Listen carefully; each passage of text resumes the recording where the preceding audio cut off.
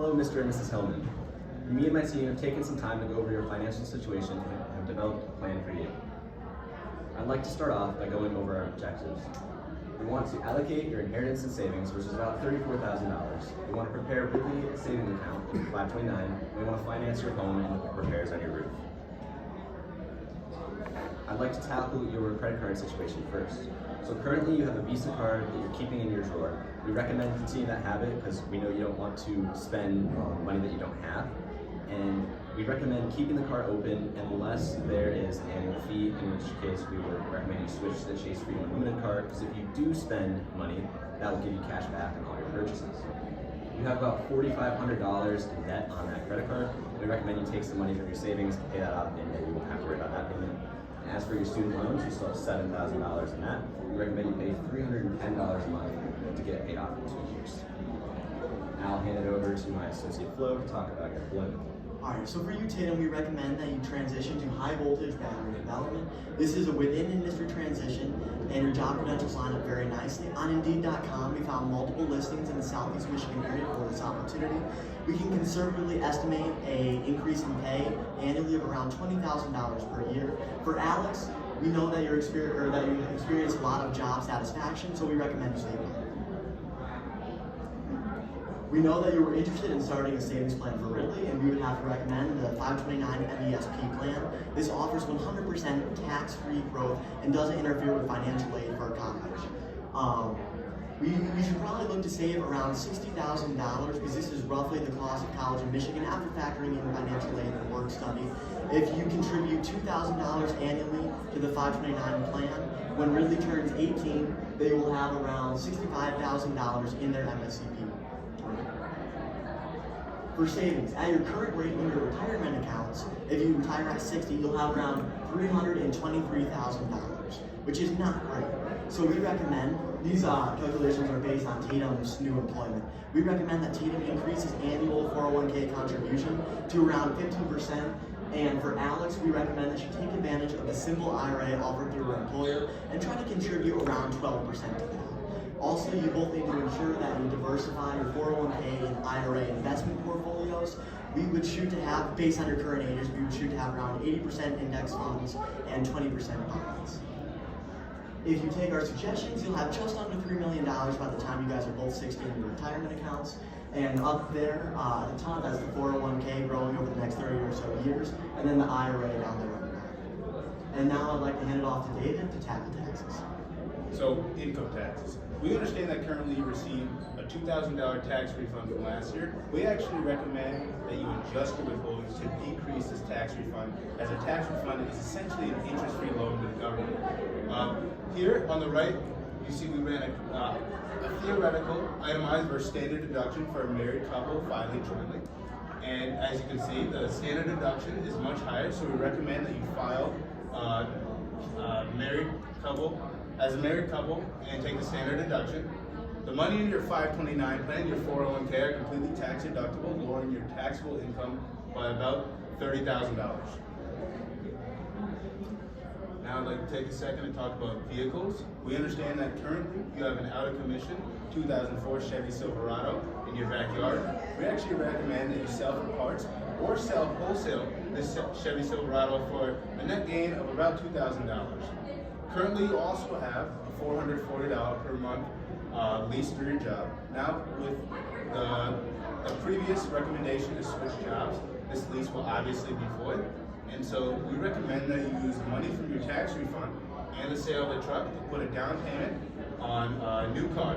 At the top here, we have found a new car within your budget for about $8,000. With the $4,000 down payment, you should be able to finance this car over 36 months with $150 per month. The following year, for Alex, we recommend that you purchase a second car for up to $9,000. Here's an example of a car within your price range with 85,000 miles on it. Oh, and previously, that car has less than 100,000 miles. Now I'd like to transition to Austin to talk about insurance. So, Mr. Hillman, with your new employment comes some big changes to your insurance, specifically health, life, and auto insurance. Health insurance, similar to your last plan, Under your new employment, we'll have a group plan that will make sure everyone in your family is insured. This, it's a new type of plan. It will be a PPO plan, which will allow you to choose from a range of doctors and hospitals within your network. This is slightly more expensive, but gives you some choice. For life insurance, we recommend a $500,000 20-year plan. This will ensure that in the event of something tragic happening, that your family will be well taken care of. For auto insurance, we noticed that you had a speeding ticket and had 2 points on your record. This will raise your monthly bill. So, to counteract this, you should take a BDIC course for a one-time payment of $35 that will get these 2 points removed from your record and the ticket not reported to your insurance company. Now, for Mrs. Home, we recommend that for life insurance that you get a $250,000 10-year policy. This will ensure that your portion of the income is covered in the event of something tragic, as well as if you choose to switch professions within the next 10 years, you'll be able to adjust your life insurance policy accordingly. For disability insurance, we actually recommend that you remain uninsured, as we don't believe your income justifies the monthly payment. Now, I'd like to discuss your mortgage. We believe that you should take the landlord's offer and purchase the current home with a 3% down payment of $6,000 at a 30-year fixed rate plan. This will run you about $1,876 per month. Now, once you reach 20% equity in your home, we recommend that you request to cancel the PMI, as this will lower your monthly payment. Now, interest rates are very high as is right now, so if interest rates drop more than 0.5% of what your fixed rate is, we recommend that you refinance the home as long as the refinance fees are reasonable. Now, for the issue of the roof, we understand that this is a very pressing issue. However, we believe your finances are better allocated elsewhere currently. So, we recommend saving $1,400 per month until you have the $12,000 required to repair the roof.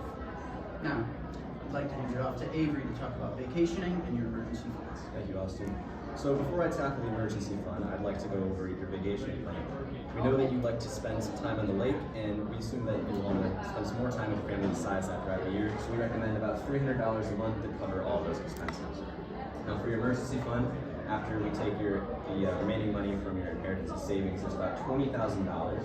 So we're going to recommend put it all there, and then add some money to get closer to your 6 months of your annual salary. We're going to add $5,000 in this first year. That's coming from the $1,400 a month for the roof, and then the next 2 years we recommend you continue saving $1,400 a month to get $17,000 a year, or $17,000 a year for the next 2 years, and then $59,000 total. I'd like to highlight a couple key changes in your budget. Firstly, your liquid savings per month are going to go from about $1,700 to $1,400. That will cover the roof, and then getting your emergency fund up to that 6 months range I was talking about, as well as after that covering any other loans you may want to pay out quicker or any investments you want in the home in the future. The next big change is going to be the monthly home payments. That started at $1,500 for rent. Now it's going to be about $1,900, and that's covering your mortgage, the owner's insurance, and the property taxes. Your total monthly expenses are going to go from $7,000 to $8,800, but the biggest change is going to be about $1,800 in savings for your retirement and Ridley's saving account. So, Mr. and Mrs. Hellman, to summarize what you will get if you follow recommendations. When you retire at age 60, you'll have about $3 million in retirement funds. Your house and roof repair will be mortgaged and funded. In 2 years, you're going to have $0 in debt, and Ridley's education will be funded by 529. Thank you. Thank you. Nice.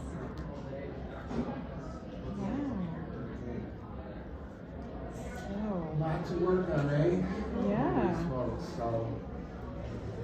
So you think we should save for the roof over the next year or so by putting that money aside? Okay. Are there any other options that we could consider? I mean, what if the roof, breaks between now and then? Are there any other options you might recommend?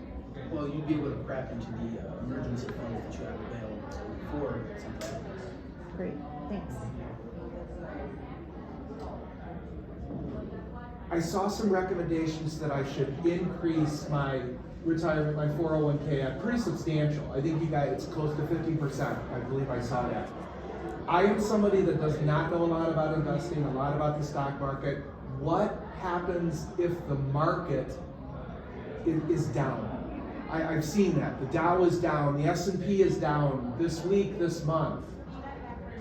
What should I do as a consumer if the market is down for a couple weeks, couple months?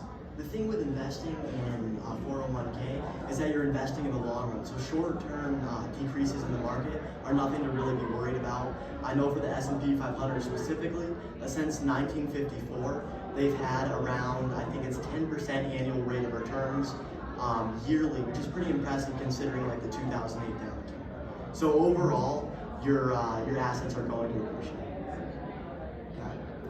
And you also had a slide here, and I believe it was recommending sort of an 80% in stocks and equities and 20% in bonds.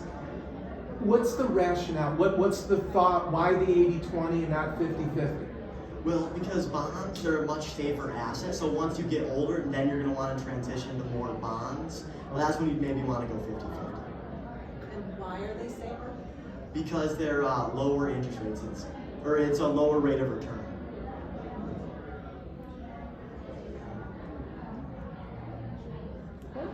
Great. Thank you very much. Yeah, we need a whole weekend to figure out what we're gonna. Yeah, you guys did a lot of great stuff here. So good. Thanks. Thank you Thanks so for the much. wonderful presentation. Good job, guys. Thank you very much. Thank you, guys. Thank you. Thanks Yeah. for coming.